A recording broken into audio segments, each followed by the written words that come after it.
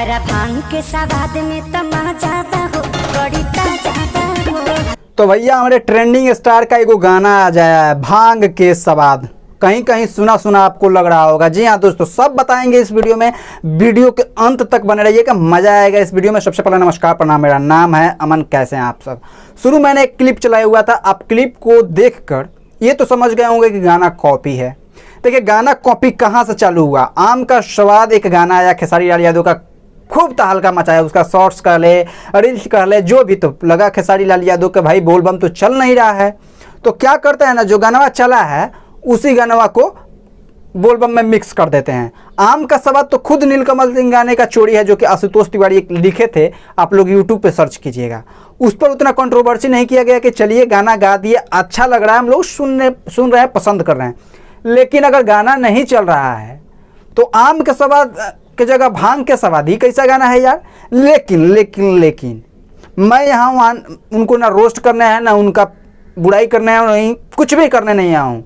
मैं बात आप लोग को बताने आया हूँ कि खेसारी लाल यादव का ये फैक्ट है कि गाना चल नहीं रहा है, लेकिन उनका गाना एक दो गाना तीन ट्रेंडिंग में है, और ये भी गाना पूरे यूट्यूब सेक्शन में ट्रेंड कर रहा है, और म्यूजिक सेक्शन में शायद 1 की 2 नंबर पर ट्रेंडिंग लिस्ट में ट्रेंडिंग स्टार का गाना है।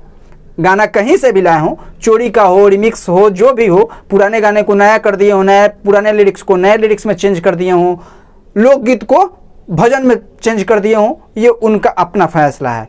लोग पसंद क्यों करेंगे? देखिए बात मैं बता दूं कि गाना आम का स्वाद जो ट्यून पे था, उसी ट्यून पर ये है भांग के स्वाद।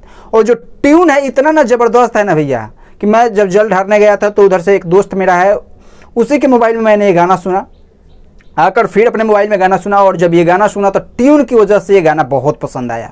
और ये गाना लगभग अभी मुझे लग रहा है कि 1 मिलियन क्लब में है 8 घंटे में, क्योंकि अभी तो 1 मिलियन दिखा नहीं रहा है, लेकिन 8 से 9 लाख व्यूज़ दिखा रहा है। गाना धांसू है, गाना रीमेक है, मैं बोलूँगा रीमेक है, थोड़ा सा लाइन चेंज कर दिया गया है, लेकिन उनके अपने गाने का ही रीमेक है, पहले चुराए थे।